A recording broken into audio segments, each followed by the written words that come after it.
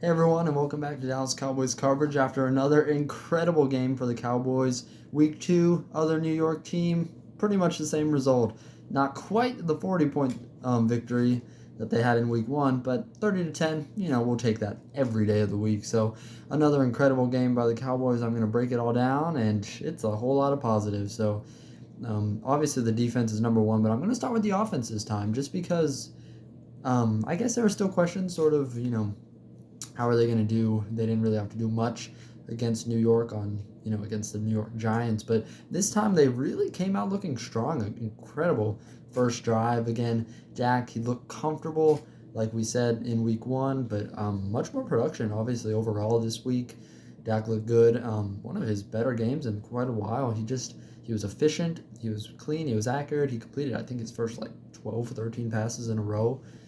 He was awesome. So really, such a great job by him. Tony Pollard, not his best game, in yards per attempt wise. I think it's just, he was good, but I think you're still kind of missing that change of pace back, what Tony Pollard was, to Zeke. So obviously, you have Rico Dowdle, you have Deuce Vaughn, not bad, but they just haven't done a whole lot in the regular season. So Pollard just kind of feels like it's him and sort of only him right now. So we'll see how they address that. One note is they did release Ronald Jones. He was suspended for the first 2 games of the season. They went ahead and said, he didn't get any reps in this offseason. They went ahead and let him walk. So, a bit thin at the running back position. We'll see if someone can step up because Tony Pollard, as good as he is, might need a little bit of help. So it's interesting. I think in those goal line situations, that's when you miss Ezekiel Elliott. Cowboys, as good as their offense did, excuse me, most of the game, they did have a little bit of trouble finishing off drives, particularly in the red zone. There were some situations where you're first and goal, you're on the one, and just Pollard couldn't quite punch it in.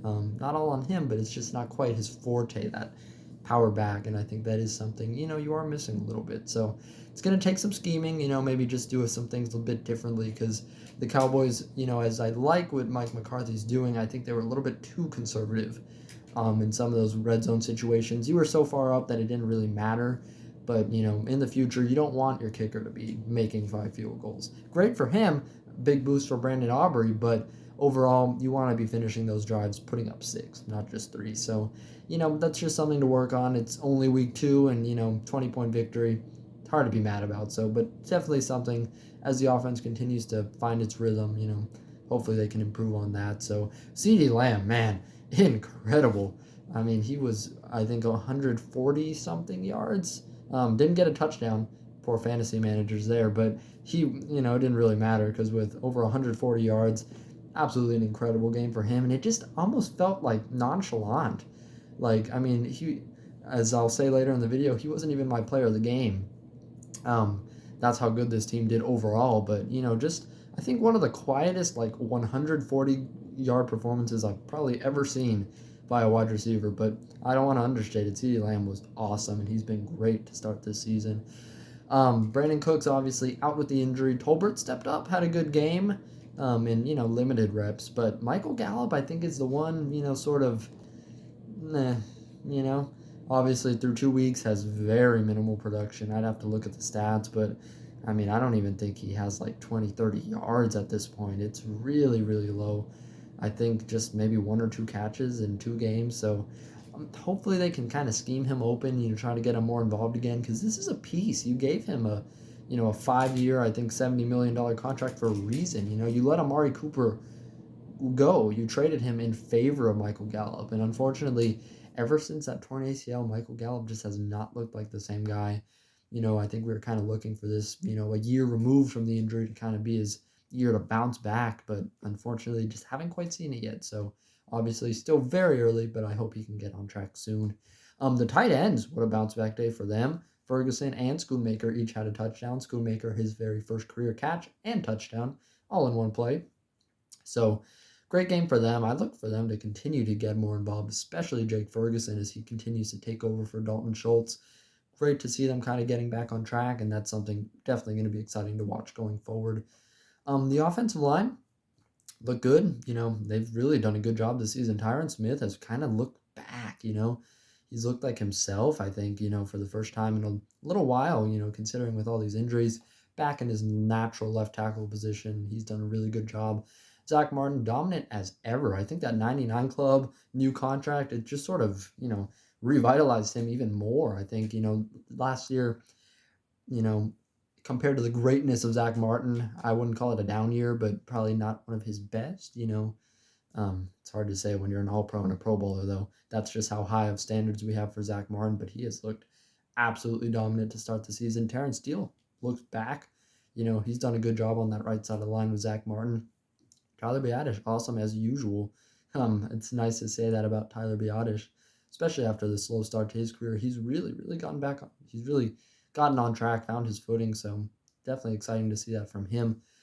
Obviously still hoping, Tyler Smith, once he'll be back, it's definitely be exciting to see. Chuma Edoga, he's been pretty good, but he keeps getting hurt, We've seen a lot of TJ Bass, probably more than we really like to see, but he's done a fine job as well, so it's hard to be upset about that. So overall, really a good job by the offense. And now let's get to the defense, the really fun stuff. It's crazy to think. I think, this is the first time in, I don't want to say forever, but just in a while that it's almost more exciting when the defense is on the field than the offense. As good as this offense was, the defense, they're just on another level right now. Micah Parsons is my player of the game.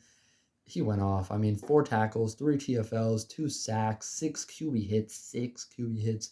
He had 9 pressures. He had a forced fumble, a fumble recovery, just about every stat you can put up there. He nearly had the touchdown, too.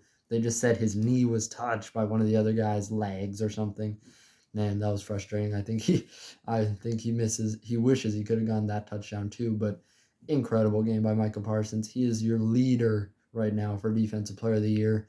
Dare I even argue MVP? I don't think, I don't know if we'll ever see a defensive player win MVP again, but if there's going to be one, it might be Micah Parsons this year. He was absolutely incredible. So, one more stat I wanted to throw in there. His average pass rush get-off time was like 0.57 seconds. That's the fastest by any player in a game in over 2 years. So, tracking that is crazy, but just such an incredible game for him, such an incredible start to the season, and I just can't wait to see what Micah Parsons can continue to do. Aside from him, the rest of the defense was great, just across the board. Osa Odighizuwa had another good game, DeMarcus Lawrence as usual. The secondary was awesome. Trevon Diggs had the pick. Jayron Kearse had an interception. Malik Hooker as well. The pressure that this team puts on, and they just, it was a nightmare for Zach Wilson.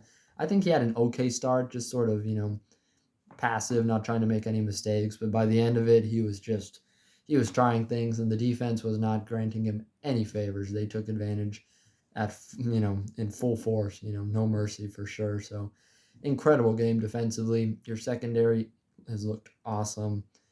Your pass rush, is just unstoppable. Linebackers are good too. Leighton Vander Esch, another good game.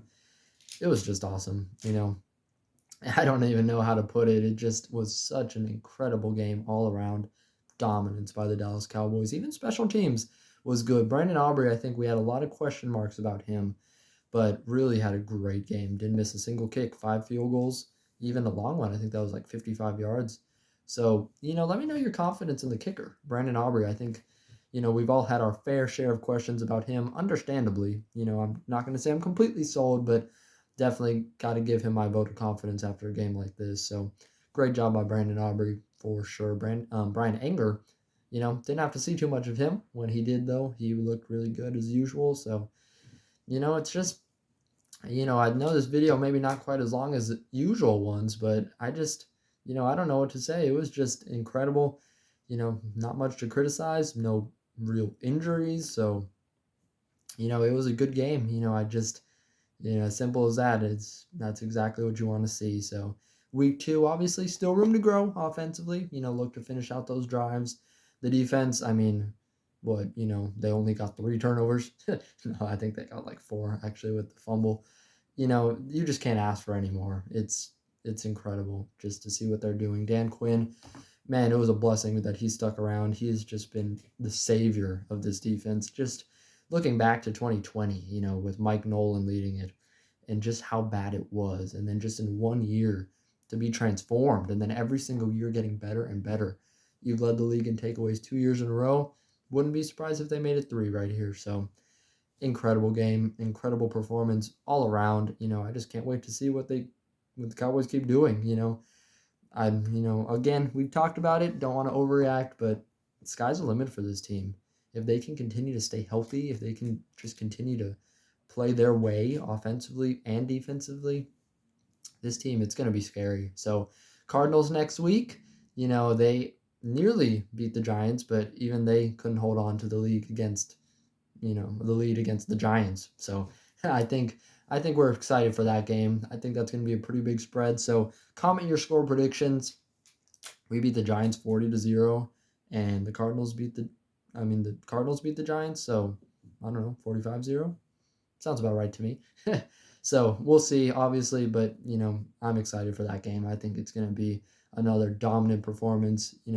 Joshua Dobbs, I think, has done an okay job, but he hasn't seen the Cowboys defense yet, and I don't think he's going to want to. So thanks again for watching. Not super long, trying to keep the videos a little shorter. I'm not trying to talk your ears off every time, but thanks again for watching. Thanks again for sticking with me here. Feel free to like the video, subscribe if you enjoyed, and any other comments, drop them down below. I'll be happy to answer them. So thanks again for watching. I will see you guys next time, and as usual, go Cowboys.